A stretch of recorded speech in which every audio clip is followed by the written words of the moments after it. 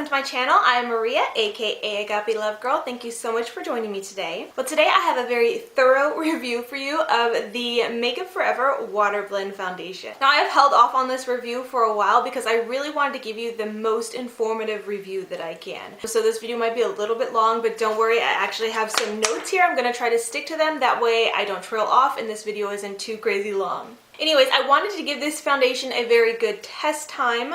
You can see by my bottle that I've used a lot. I've tried different methods of application and tested it well. For anyone curious, I do have combination skin that leans a little bit dry. I will be including a demo in this video as well as some helpful tips that you might not have heard yet. So I hope you enjoy. Alright, so let's talk a little bit about this foundation.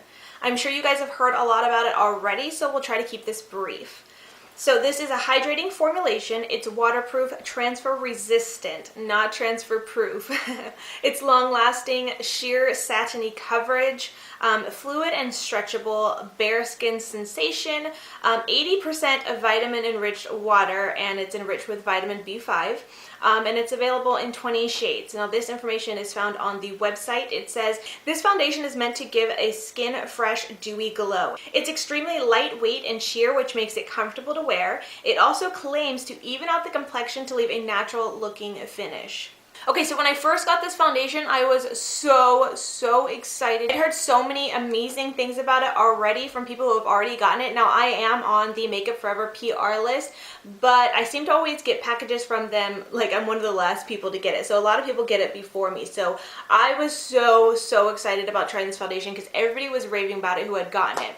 But I must admit that when I first tried it, I was like, what is the fuss about? I don't get it. I guess when I think about a waterproof foundation, I think about people who need or think they need to wear makeup in a situation where you wouldn't normally wear makeup, like to the gym or to the pool or beach or swimming or something like that. And if you feel the need to wear makeup in situations like that, I'm going to assume it's because you want coverage. But the coverage with this foundation is so sheer, it's almost like you're not wearing anything at all. So to be honest, it's kind of like, I don't get it. What's the point? And a little humorous, it kind of reminded me of that old story, The Emperor's New Clothes. I don't know if you guys remember that story or know about it, but it's basically like this emperor is given these invisible clothes, but he's told they are the best, finest suit of clothing, but they're invisible to anyone who is unfit for the position or too stupid.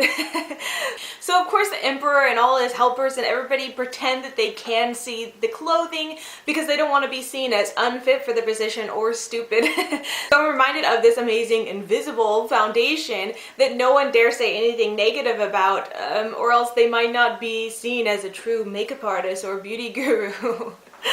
Okay, I know that's kind of funny, but anyways, I'm not an actual makeup artist, and I don't consider myself a beauty guru. I'm just a makeup lover, and I find it crazy that this is 80% water. Sure, it's a vitamin infused water, and I'm not a makeup chemist, but that's a $43 foundation, so I just didn't get it. Or maybe I just wasn't using it correctly. So I did a lot of research and testing to get to the truth about the Water Blend Foundation. So I'm sure most of you guys have already heard about this, but you do get a bit more product in this bottle than you do with typical foundations. Most foundations you only get about 1 ounce of product, and with this you get 1.6 fluid ounces, which is good because if you do want to build up coverage, which you can with this foundation, or if you're using it incorrectly, you will go through this foundation a lot quicker than you would others. On that note, let's talk about application now. Here's where I think a lot of people get confused, and even I did at first. So Makeup Forever advises application in 2 ways. The first is to use their Ellipse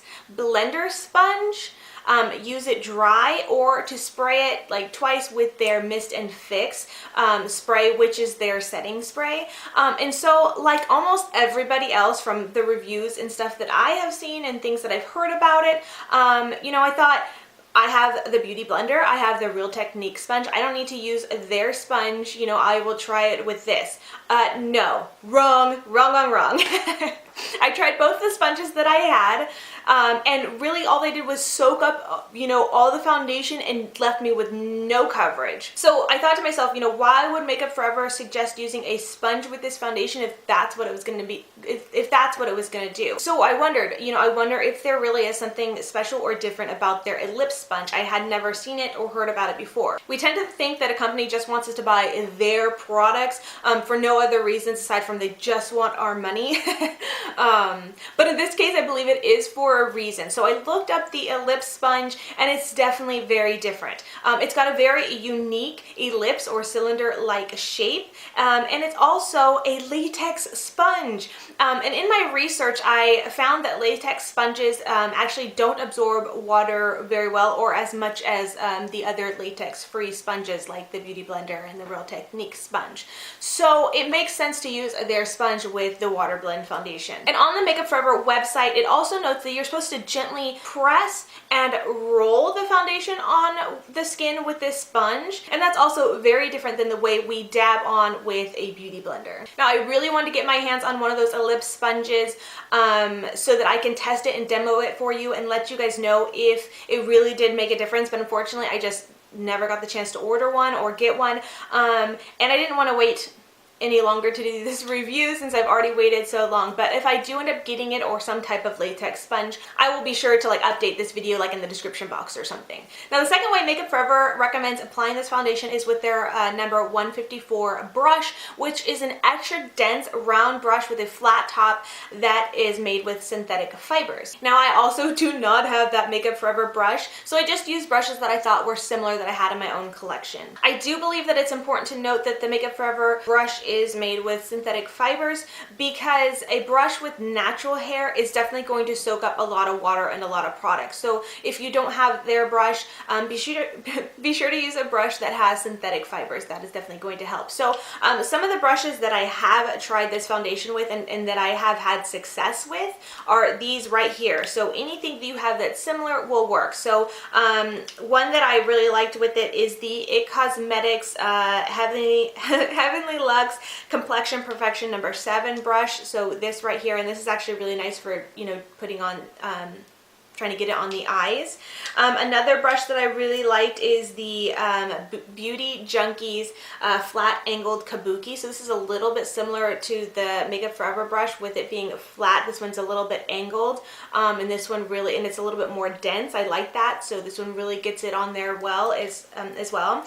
And then another one that I also have been trying it with is the e.l.f. Cosmetics Selfie Ready foundation brush, and this is a very affordable one. This works very well. It's not as dense, but it still works. And lastly, I've been using it more recently with this oval brush that I recently received for my birthday as a gift from my friend Tiffany. She sent me a pack of them, so I wanted to give it a try because this one is very, very dense. So like I said, all those brushes worked really well for me, but I personally felt that this oval brush worked the very best because it is so dense. And I think that in the case of this foundation, density is what matters most. This is very dense, so there's nothing that's going to seep down into the bristles. It's going to kind of stay there and apply it to my face. And I do believe you can get these brush sets on Amazon. I think she ordered them on Amazon, and they're pretty affordable. So, either one of those brushes. I'd also like to note that I did use this foundation with my hands, and I actually think that an application with your fingers works really well too. Okay, so now that we've talked about application, let's talk about coverage.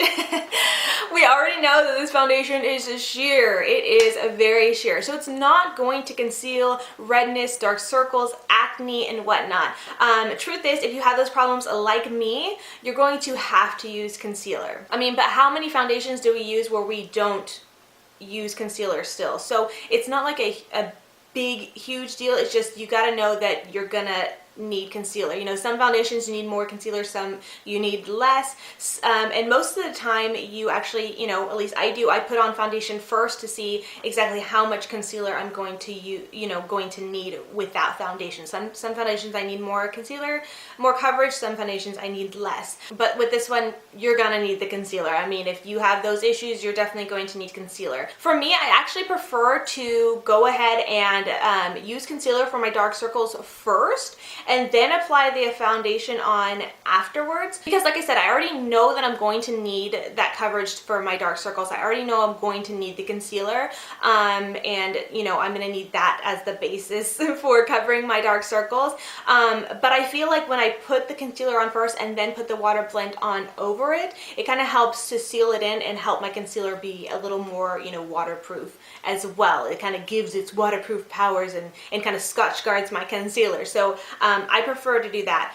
For demo purposes though, I am going to do this foundation first so you can see the coverage that it offers. So I'm going to do the demo with the oval brush, and I will also be using the Makeup Forever Hydrating Base Primer, which I think is a fabulous and perfect primer for this foundation, though not completely necessary. I have used this foundation with and without a primer, and the difference in wear and longevity isn't huge. So here is what I like about the foundation. It truly gives that no makeup look. My skin does look better than without the foundation, but it's definitely not perfected or corrected. Honestly, I think it just offers a light veil of skin enhancement, if you will. Almost like a real life Instagram filter. It's not a miracle worker by any means, but it's enough to give the illusion that you have a better skin than you really do. The dry finish gives you a soft satin, almost dewy look, but my skin, you know, still looks like skin. It still feels like skin. I can't feel the makeup, which I really like, you know, so it looks natural, it feels natural.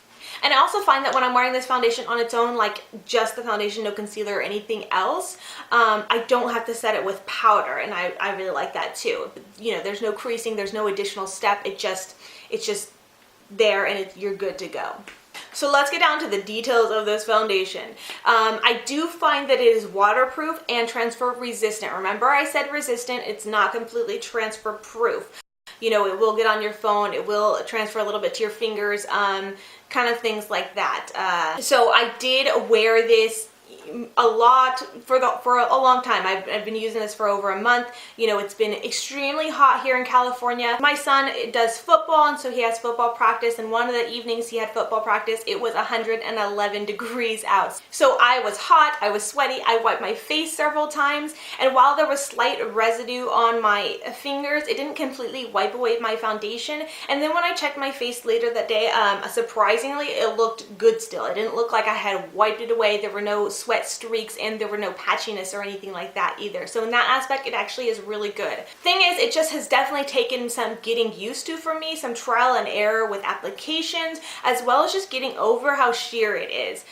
So, you know, it's just a given. It is very, very sheer. Overall, I do like this foundation. I think that the extremely lightweight look and feel of this foundation is actually quite perfect for a full face of makeup, especially heavy powders, or if you want to do cream contouring. Like, it's just the perfect base, you know, so you don't end up with major cake face, you know. So if you're going to do a lot of heavy powders or cream contouring anyways, you know, it's nice to just have a very nice base, kind of get your base foundation on without it being too crazy thick or anything, since you'll have other thick products on your face as well. So yeah, overall I do like this foundation, but I don't like love it. It's not a favorite. I can tell this because when I go and use other foundations, I have just a couple times here and there just to see what I think, you know, compare between different foundations. And when I use the other foundations, I'm like, wow, I love this. You know, it looks amazing. And I start to feel a little less like the Naked Emperor.